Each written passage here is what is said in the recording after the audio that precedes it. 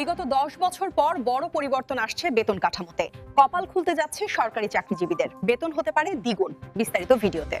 অবশেষে পাশ হলো নবম পে স্কেল। 100% পেনশন সুবিধা ও মূল বেসিক সর্বনিম্ন 25,320 টাকা নির্ধারণ। প্রধান উপদেষ্টা এ বিষয়ে যা বললেন বিস্তারিত আলোচনা করার শুরুতে ভিডিওটিতে একটি লাইক এবং চ্যানেলটি সাবস্ক্রাইব করে ভিডিওটি কন্টিনিউ করুন। দীর্ঘ প্রতীক্ষার পর অবশেষে সরকারি চাকরিজীবীদের জন্য পাশ হলো নবম জাতীয় বেতন স্কেল। এছাড়াও অবসরকালীন সরকারি চাকরিজীবীদের জন্য 100% সুবিধা মঞ্জুর ঘোষণা করা হয়েছে। দীর্ঘ 11 বছর পর কর্মচারীদের জন্য এই সুবিধা বাস্তবায়ন হওয়ায় তাদের মাঝে শুরু হয়েছে নতুন উদ্দীপনা। বাংলাদেশের 22 লক্ষ সরকারি চাকরিজীবীদের জন্য এই নতুন সিদ্ধান্ত নেওয়া হয়।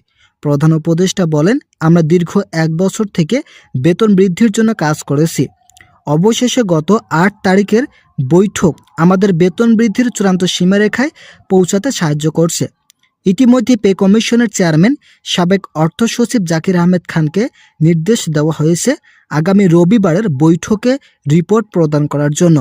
কর্মচারী মহলের সদস্যরা যেভাবে তাদের দাবিগুলো জানিয়েছেন, সেই দাবির পরিপ্রেক্ষিতে সর্বনিম্ন বেতন 25,000 টাকা নির্ধারণ করে গেজেট প্রকাশের প্রতিশ্রুতি দিয়েছে অর্থ উপদেষ্টা ও প্রধান উপদেষ্টা। প্রধান উপদেষ্টা বলেন, আমরা ইতিমধ্যেই কয়েক দফায় বৈঠক করেছি, তবে সর্বশেষ বৈঠকে বেতন বৃদ্ধির জন্য যে সিদ্ধান্ত নেওয়া হয়েছে তা আগামী 5 বছর সরকারি চাকরিজীবীদের আর্থিক উন্নয়ন সাধন করবে। আমরা শুধুমাত্র বর্তমানের হিসাব দেখে বেতন বৃদ্ধি করছি না। আগামী 5 বছর যাতে সরকারি চাকরিজীবীদের কোনো ধরনের আর্থিক সমস্যা না হয়, সেই দিকগুলো বিবেচনা করেই এই সিদ্ধান্ত নেওয়া হয়েছে। গত 8 তারিখের বৈঠকে সর্বনিম্ন 21,000, 16,000 ও 17,000 টাকা নির্ধারণ করার বিষয়ে মতামত হলেও এটা পুরোপুরি আগামী 5 বছর আর্থিক সমস্যার সমাধান করতে ব্যর্থ বলে প্রমাণ পাওয়া যায়, যার ফলে অন্তর্বর্তীকালীন সরকারের নির্দেশে 25,000 টাকা নির্ধারণ করা হয়েছে।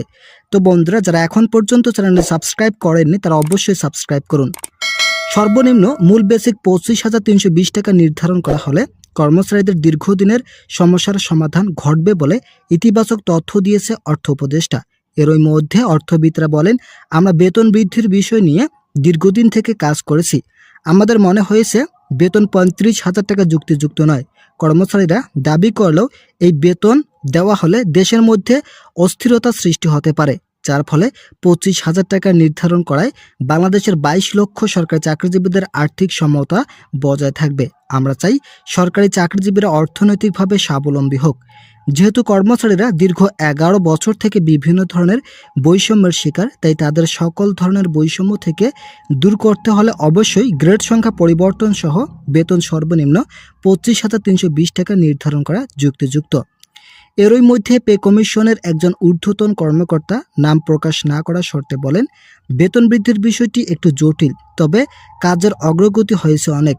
আগামী নির্বাচনের আগেই সকল কার্যক্রম শেষ করার তাগিদ দিয়েছে প্রধান উপদেষ্টা, যার ফলে আগামী 21 জানুয়ারি চূড়ান্তভাবে একটি বৈঠক করা হবে। এই বৈঠকে সরকারি চাকরিজীবীদের দীর্ঘদিনের সকল সমস্যার সমাধান ঘটিয়ে বেতন বৃদ্ধির চূড়ান্ত সীমারেখা তৈরি করা হবে। আমরা ইতিমধ্যেই অভ্যন্তরীণভাবে কয়েকটি বৈঠক করেছি, তবে গত 8 তারিখের বৈঠকে সরকারিভাবে বেতনের আংশিক সিদ্ধান্ত নেওয়া হয়। তো বন্ধুরা, যারা এখন পর্যন্ত চ্যানেলটি সাবস্ক্রাইব করেননি তারা অবশ্যই চ্যানেলটি সাবস্ক্রাইব করুন। অবসরকালীন ভাতা বৃদ্ধির বিষয়টি নিয়ে ইতিমধ্যে পে কমিশন ও অর্থ মন্ত্রণালয় ইতিবাচক তথ্য দিয়েছেন। তাদের ভাষ্য মতে, যদি অবসরকালীন ভাতা শতভাগ বৃদ্ধি করা না হয়, তাহলে কর্মকর্তাদের তুলনায় কর্মচারীরা বেশি ক্ষতিগ্রস্ত হবেন। সাধারণভাবে কর্মচারীদের বেতন অত্যন্ত কম, তাই যদি আগের স্কেলে পেনশন সুবিধা বহাল থাকে তাহলে কর্মচারীদের অবসরকালীন জীবন দুর্বিষহ হয়ে উঠবে। যেহেতু নতুন পে স্কেল বাস্তবায়ন করা হচ্ছে, তাই আগের বেতন কাঠামো পুরোপুরি বাতিল করার সঙ্গে সঙ্গে শতভাগ পেনশন সুবিধা বৃদ্ধির বিষয়টি আমলে নিয়ে দ্রুত কাজ চালিয়ে যাচ্ছে সংশ্লিষ্ট কর্তৃপক্ষ। অর্থ মন্ত্রণালয় থেকে ইতিমধ্যে এ বিষয়ে বিভিন্ন ইতিবাচক তথ্য উঠে আসে। একই সঙ্গে যারা নিম্ন গ্রেডের কর্মচারী আছেন তাদের জন্য থাকছে বিশেষ সুবিধা, যেমন বাড়ি ভাড়া, চিকিৎসা ভাতা ও যাতায়াত ভাতা সহ বিভিন্ন ভাতা নতুনভাবে সংযোজন করা হচ্ছে। 2015 সালের 8ম বেতন স্কেল পুরোপুরি অকার্যকর, তাই নতুন 2025 সালে বেতন স্কেলে সরকারি চাকরিজীবীদের জন্য এই 3টি ভাতা পুনরায় চালু করার নতুন সুবিধা তৈরি করা হয়েছে। পে কমিশন ও অর্থ মন্ত্রণালয় দ্রুত এই বিষয় নিয়ে একটি গেজেট প্রকাশ করবেন। এছাড়াও আগামী রবিবার সরকারিভাবে পে কমিশন তাদের রিপোর্ট অর্থ উপদেষ্টার কার্যালয়ে জমা দেবেন। রিপোর্ট পর্যালোচনা শেষে আগামী 21 জানুয়ারি চূড়ান্ত সিদ্ধান্ত আসবে প্রধান উপদেষ্টার কার্যালয়ে। আগামী রবিবার সরকারি চাকরিজীবীদের জন্য পে কমিশন রিপোর্ট জমা দেবেন।